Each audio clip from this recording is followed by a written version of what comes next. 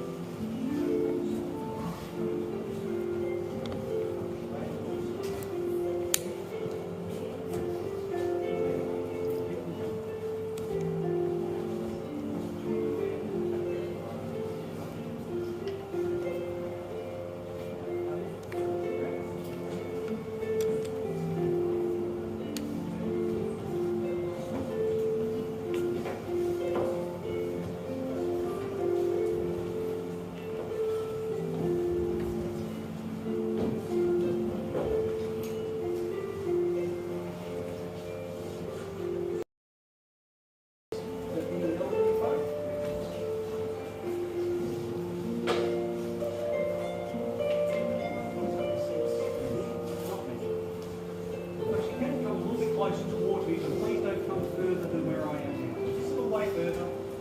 That's all. Thank you.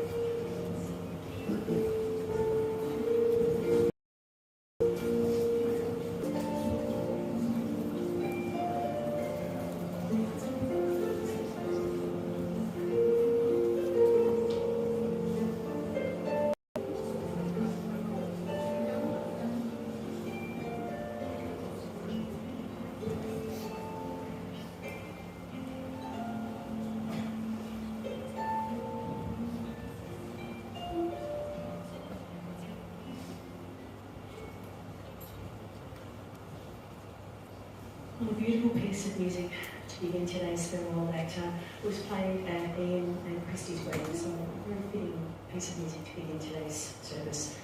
Before we begin, could I remind you, if you haven't already done so, to switch off your phones or pop them onto silent, that would be very much appreciated. Ian, and a warm way online, so a very warm welcome to you all.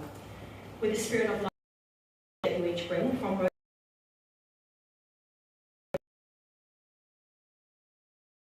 Jack, Georgia, and all of Ian's family greatly appreciate your love and your support on this very difficult and sad day.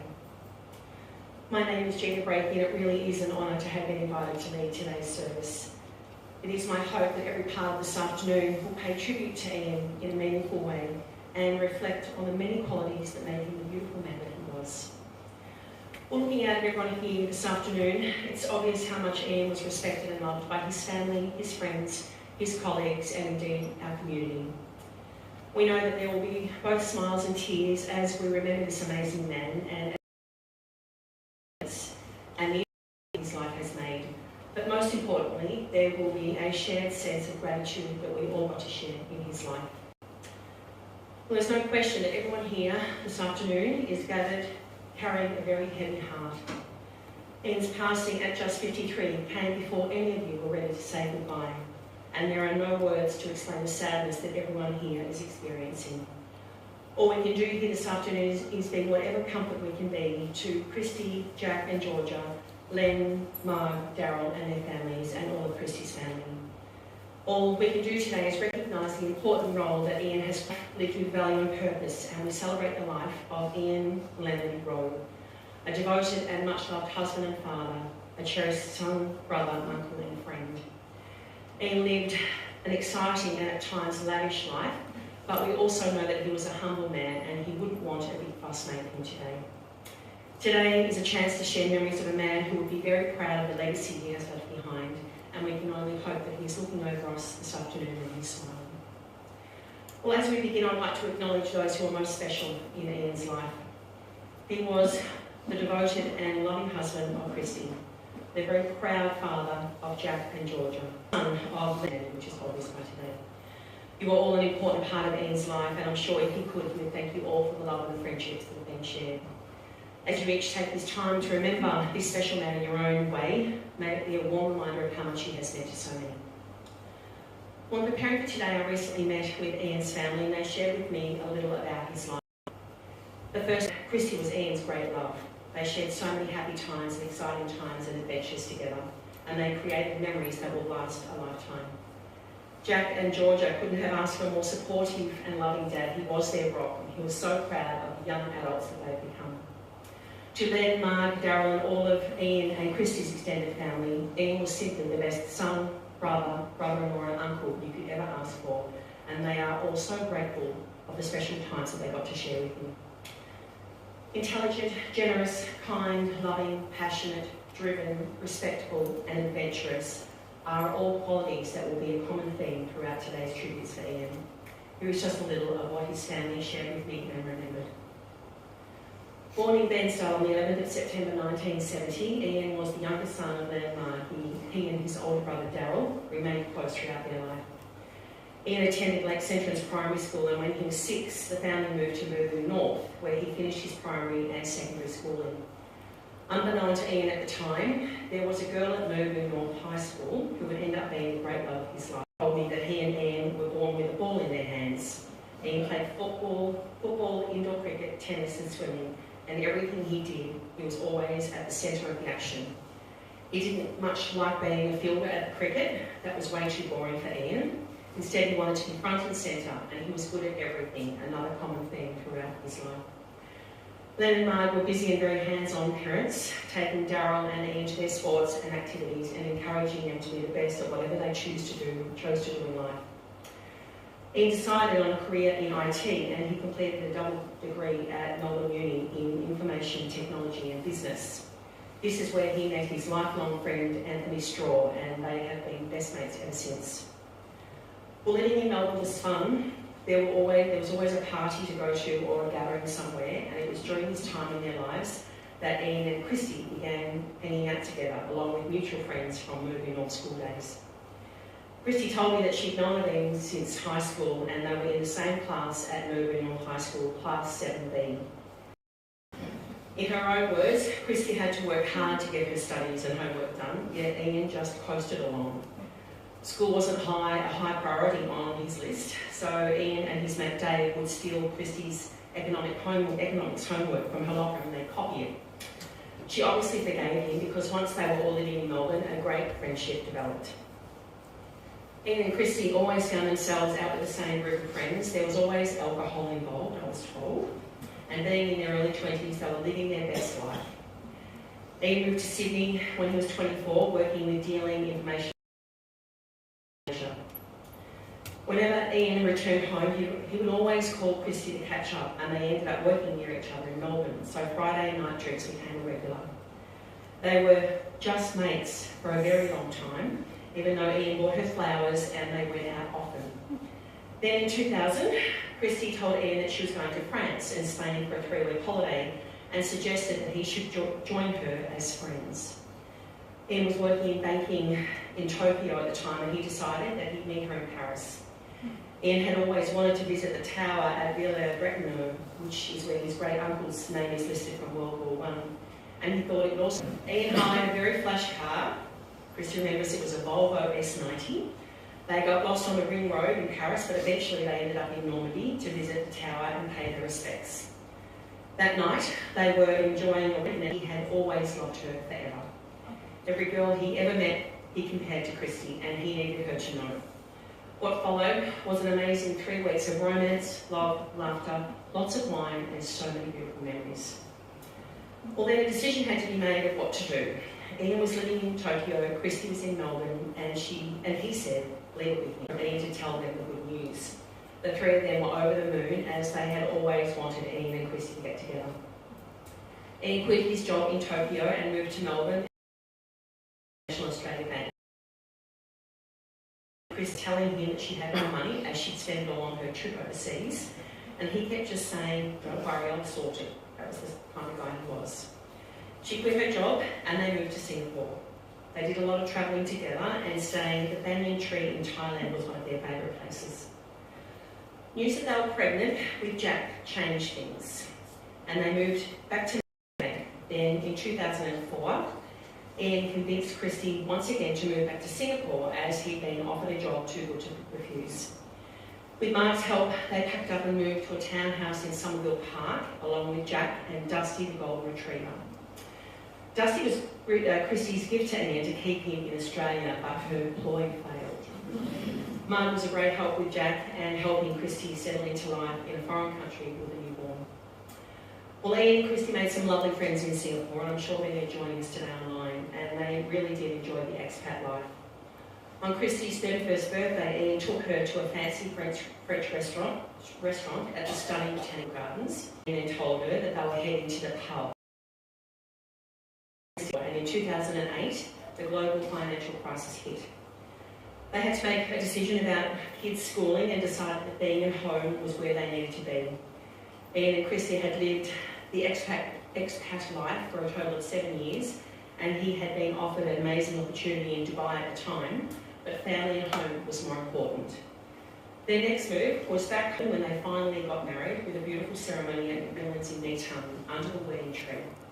What made it even more special is that Jack and Georgia, along with all of their family, were there to help celebrate with them. Well, no matter where Ian was in the world, keeping connected to his family was always so important. He always made time to speak to or see his parents, spend lots of happy times together. Jack and Georgia settled into school and then got a job at the Shire working in tourism and economic development. He then moved into a role as bank manager at Westpac Bairnsdale and oversaw the East Gippsland region. This was a challenging role as he was in customer service focused and very customer oriented. He got a little electric Prius to drive, which had the Westpac logo plastered all over it, and the kids got a real laugh at it seeing it driving around. From Westpac, Ian then went to work for Tim Bull, local Member of Parliament, for a few years in the back of house admin role. Ian's knowledge and advice was a great drive on a challenge. So when he was offered a role with Qualitas in Melbourne as a project manager, he came to Christy with a proposal. No, they were now that the kids were old enough, they were playing sports and developing their own interests. Ian was there at every game or match or event. He was an active member and always helping at the Now Pony Club, at the Lakes Entrance Surf Lifesaving Club, Lakes Entrance Junior Football Club and Lakes Entrance Junior Cricket Club. He was always front and centre, cheering both Jack and Georgia on. Ian and Christy decided to sell Sea Lakes Close and they had trouble finding their next family home, so good friend Lou Batista offered his place for them to rent while they went searching. Lou's house is in Eastern Beach and being so close to the beach was perfect. Ian and Jack loved surfing and the family loved being in the neighbourhood and many fun times were spent with all of the families in Eastern Beach. This was a very happy time for Ian. Jack and Georgie were busy with their school and their activities. He and Christy were working and life was good. Then in 2019, they found their little piece of paradise in Nungurna. 6 acres with ocean views got their attention and they hadn't even walked into the house when they both decided this was their home. There was some land for horses, a good backyard for Frankie, most important, Ian's beloved Kelpie who never left his side, and a fantastic outdoor area overlooking Nungurna and the water. It really was perfect. They moved in 1920 bushfires, which proved every morning she and Ian would have a cup together in bed and watch the birds outside, and they both felt very lucky to have created the life that they had. It was around this time when Ian had been having meetings with the Commonwealth Bank for a job as commercial agribusiness lender, and when he got the job, he had to break the news to Christy. Again, he told her the family wasn't moving. Instead, Ian's role was from home and he had clients all over the Gippsland region. East Gippsland had always held a very special place in Ian's heart, and even Arab Emirates, there was no place like home. For someone who was as fit as Ian, you would expect that nothing could ever bring him down. He had always taken great care of himself and he was taking ice baths and cold showers before it became trendy. He was also known to go through phases of doing commuting and back for work or ride from Lakes Entrance to Bairnsdale 3 times a week, rain, hail or shine. Jack and Georgia. Ian's diagnosis came as a shock and what followed a whirlwind of appointments, rise, and in the end his body grew weak. Ian knew how lucky he was to have such strong family love and support. He faced what was ahead of him with selflessness. He never once complained and he was always by his sister and brother-in-law's side right to the end, and they both made sure that Ian was given the care and dignity he deserved in his final days. Christy will be eternally grateful to Sam for being with her at this difficult time. Well, Ian passed away in his home in Nungurna at 4:20 p.m. on Sunday the 3rd of March, with his family right there with him. He closed his eyes knowing that he was very much loved. That's just a very quick snapshot of Ian's life. We sat for ages the other day and I was scribbling notes, and it was an amazing life to reflect on and remember, and I'm sure everyone here is getting a real sense of the person that Ian was. To continue here, he's got a few memories he'd like to share about his death.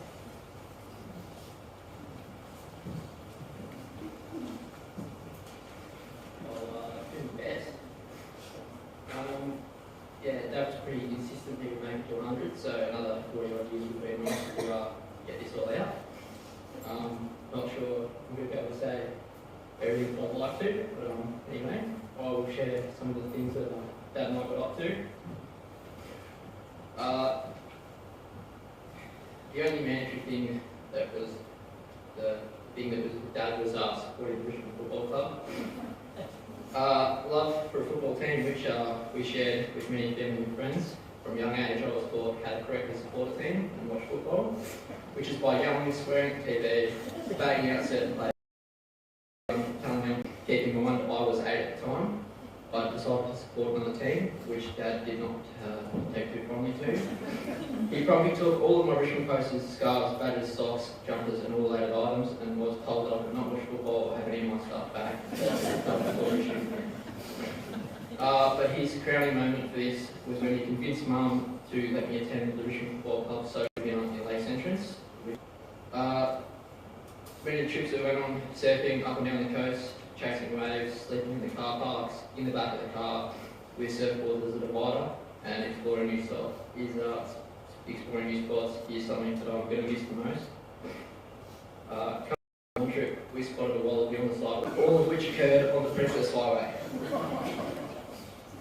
I've endless stories of these trips, and on one trip with the Ferris clan, he was dubbed Yonski's White Pile, a nickname which has stuck with many of my mates and is pretty much always referred to as him. The first beer I had in a pub was bought by Dad for me at Rish's 30th birthday, which Mum then yelled at Dad and I when she saw me with the schooner, which Dad then said, "He's 15 now, Christy, calm down." I believe it was then he later said that it was needed to wash down for boxes of vegan chocolate cake. We spent much of the recent years together in the shed, working on the car, learning to weld, improving the home and being Mum's slave labourers for the horses. Dad spent most of the time because we forgot how to pull something apart and we had absolutely no idea what we were doing. And projects that we planned to do together.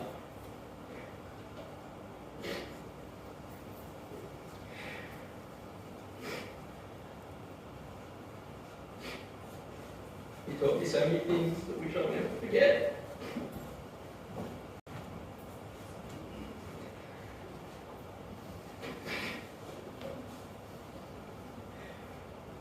I love the time that we spent together. I feel like I wasted so much of it. Unfortunately, there's no more time with me and Dad. So, well, the things that he's left me. I love you, Dad, more than my words can ever express. Thank you.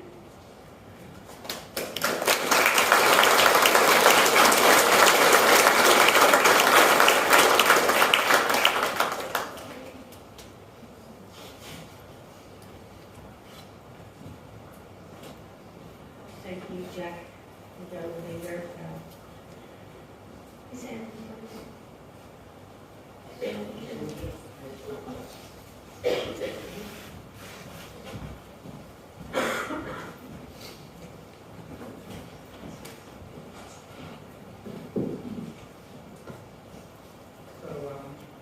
I'm reading George's memories today, and I will do my best to pay honour to a 17-year-old who loved her dad very much. My dad used to tell me he was living to 100. I'd jump in his bed with him on a Saturday morning and he'd say, "Go on, get the tweezers." Like his grey hairs, or at least a few of them that he had. And I was certain he was indestructible. But things don't always turn out quite the way you want them to. Over the past 10 months, I've watched an unapologetically cruel disease destroy each and every part of the strongest man I know. To know him is to love him, as you will all know. And to love him for only 17 years is not nearly enough. I am terrified of forgetting his laugh, his smile, the way his voice sounds. I'm terrified of forgetting the healing of his hugs and the wisdom of his words. But I believe that we are mosaics of the people with which we surround ourselves. Our beliefs, mannerisms, vocabulary, all pieces borrowed from someone we know or once knew. I'm not scared of forgetting the way my dad drives the Benz, of his favourite roads, because Jack drives them exactly the same way. Whatever my dad was to you, a friend, a teammate, a colleague, or a co-conspirator on a big night out and a trip home in a shopping trolley from somewhere, please share with me the pieces of your mosaics that are borrowed from Ian so that I can know my dad for longer than cancer would ever allow. And I hope that you may find in me pieces that I've borrowed from my dad for I could never be more proud than to say that half of me grew from such a beautiful man.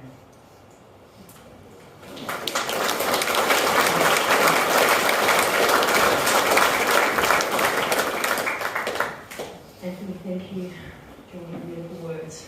Really very special. And you shared them. You did your justice, Anthony. Beautifully, beautiful share. Daryl, very proud brother. And Dave? Dave's standing up as well. Yep. Perfect. I'll let Dave go first.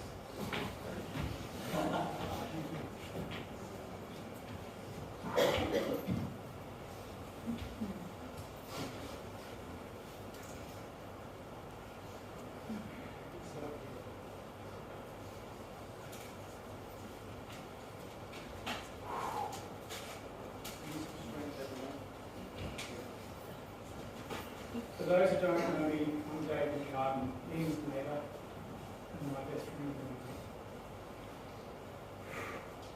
I was born with a crippling disease of 2 older sisters.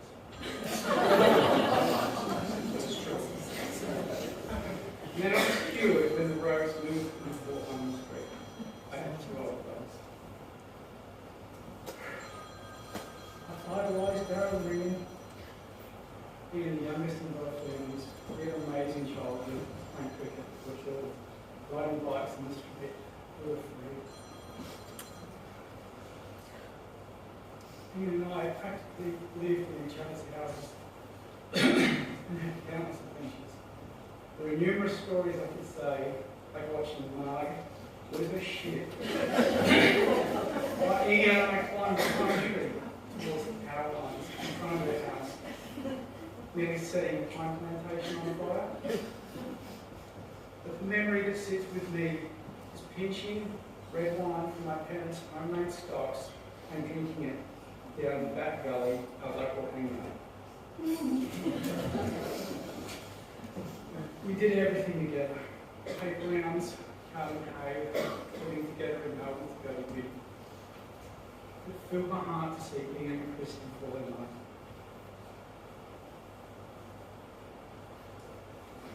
Two of my favourite people find happiness together. Ian was funny, brave, compassionate, generous, and a true friend. Cup was always half full with us. There's so much in him with me that I'm thankful for. I see it him in Jack and Georgia. Glenn and I, thanks for being the parents, and Daryl, thanks for being my brother. Christy, Jack and Georgia, it's been such a long time that your home is my home. From everyone in my family, yours, being made a big impact on our lives and the blood. Go in peace, my brother. I love you.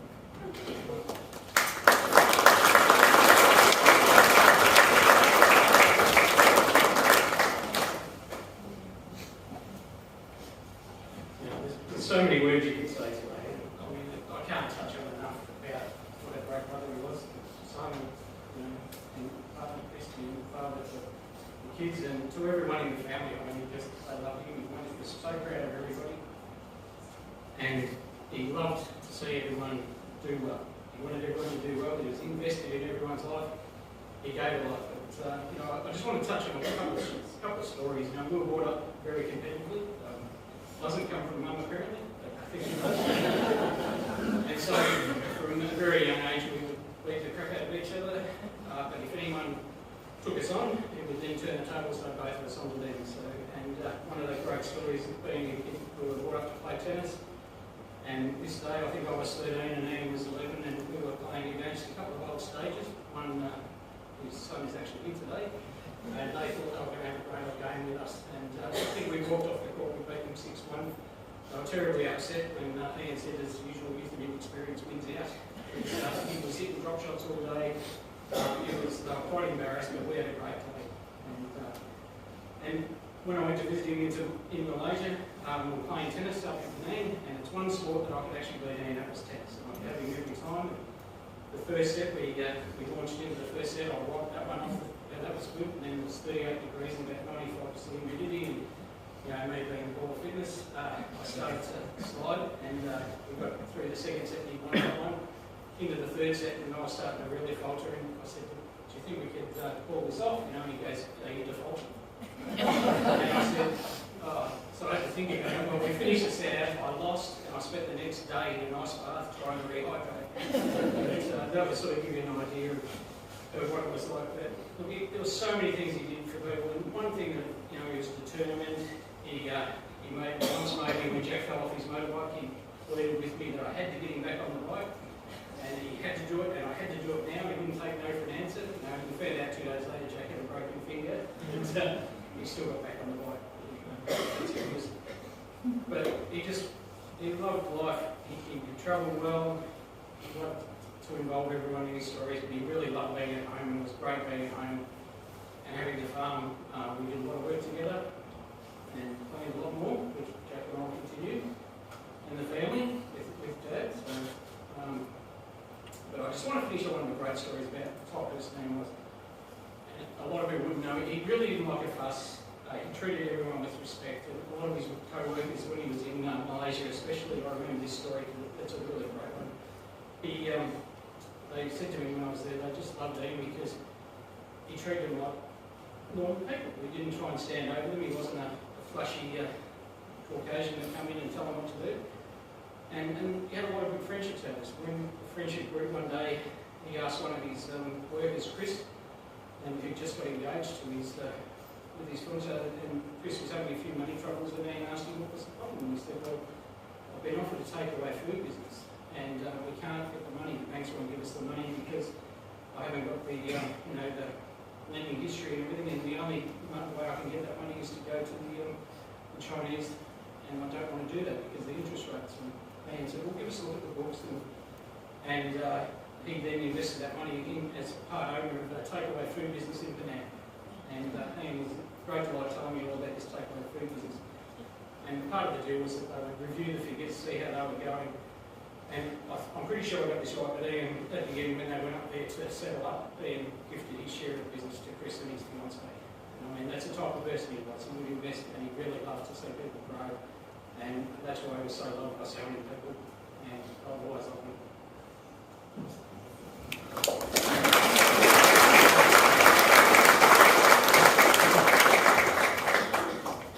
Thank you, Carol and Dave. Some great tributes. I'm going to ask Michelle to come forward. She's a great friend of Chrissy's and Ian's. She has a reading to share with us today. It's a reading to St. Paul from the Colosseums, and it was shared at Ian and Chrissy's wedding. And Chrissy told me the words are everything that she and Ian meant to each other. And Michelle's going to share it with us today.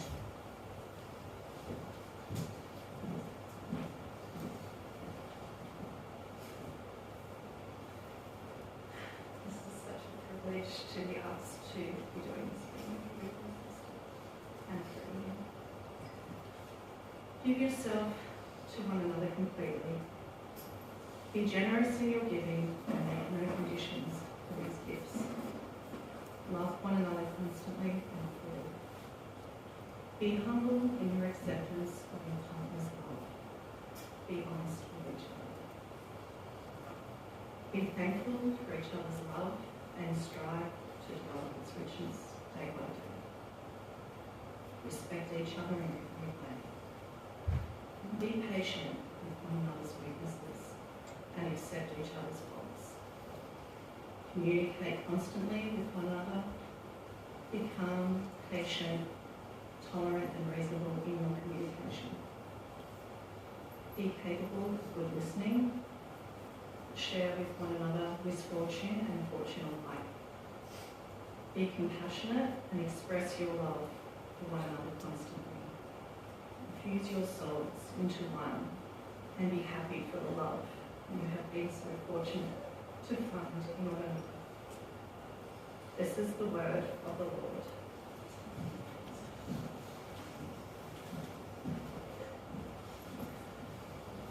Thanks, Michelle.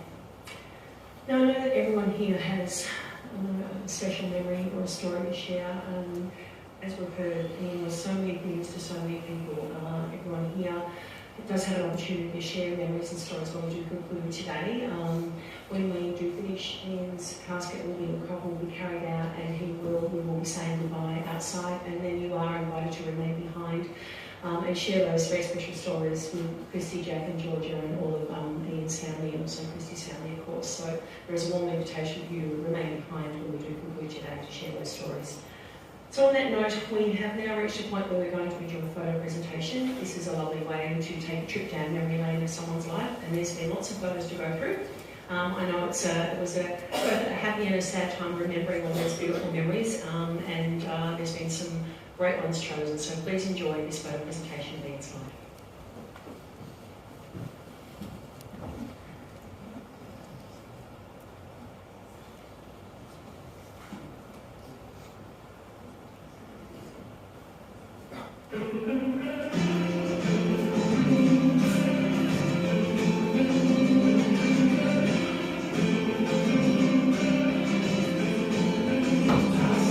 Shadow on the screen now.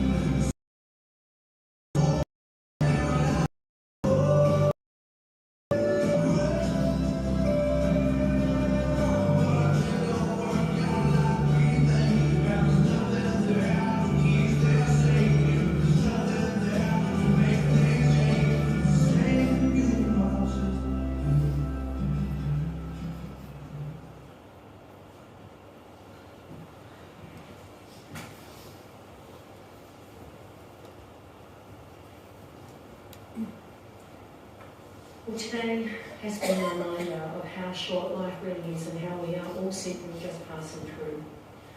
We know that we should have had more time with Ian in our lives. However, it's important that today we remember the things that we are happy for and for the moments that made Ian happy. And in time, I hope these things will help you all smile again.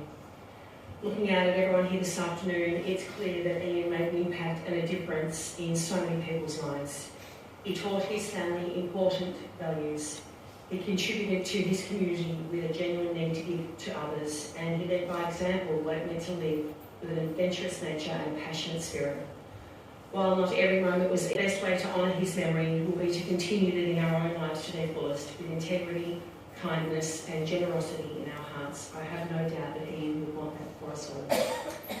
Before we conclude, I'd like to take this opportunity to thank everyone once again for the friendship and the support that has been shown to Ian's family, particularly to Christy, Jack and Georgia, to Len, Mark and Daryl. The calls, the text messages, the visits, the flowers and the outpouring. Christy wants everyone here to know how grateful the whole family are for being by their side at this very difficult time. I'd like to conclude today's service with a short blessing. A life lived well is a precious gift of hope and strength and grace from someone who has made our world a brighter, better place. It's filled with moments, sweet and sad, with smiles and sometimes tears, with friendships formed and good times shared and laughter through the years. A life lived well is a legacy of joy and pride and pleasure, a living lasting memory our grateful hearts will treasure. Again, may God hold you in the palm of his hand. And we thank you for life's adventures. You will live on in all of us through our actions, in our memories and within our hearts. You were loved beyond words and you will be missed beyond measure. Thank you.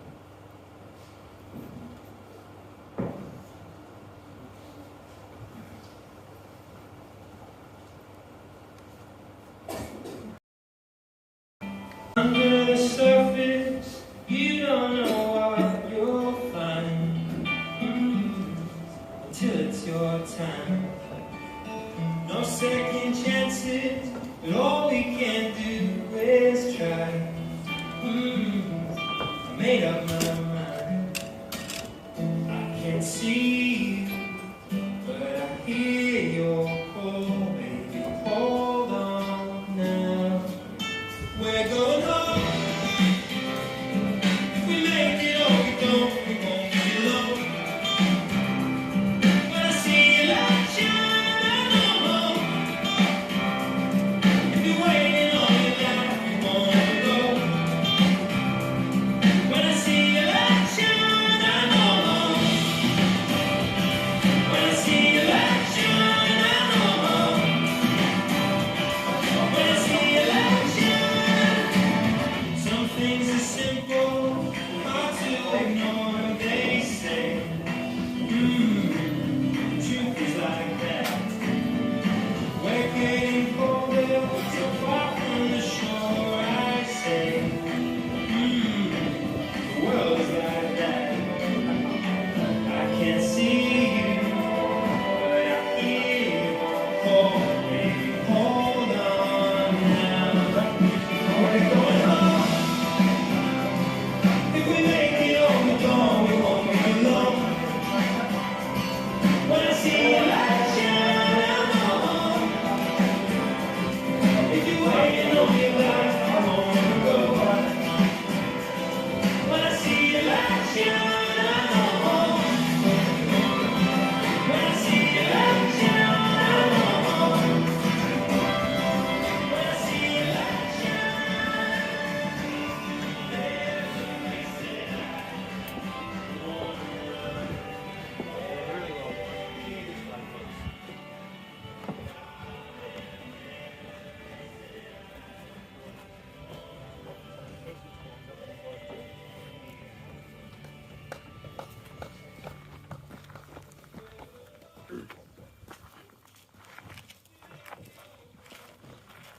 Around this way, guys. Step onto the roller seat. Once you get there, just keep walking as far forward as you can. Don't step away too early. Keep walking, keep walking.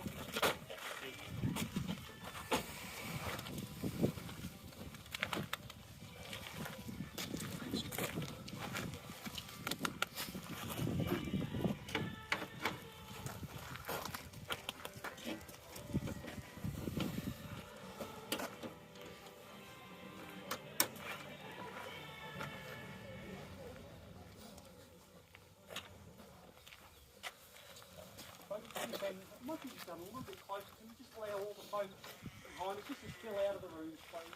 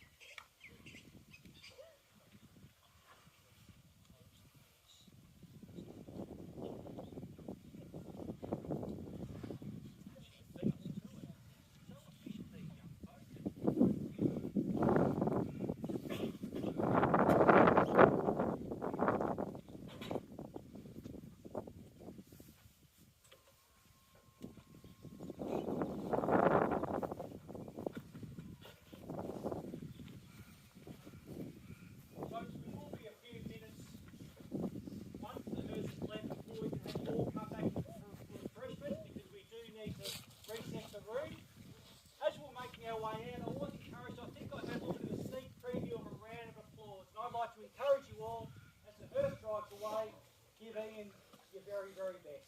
Thank you.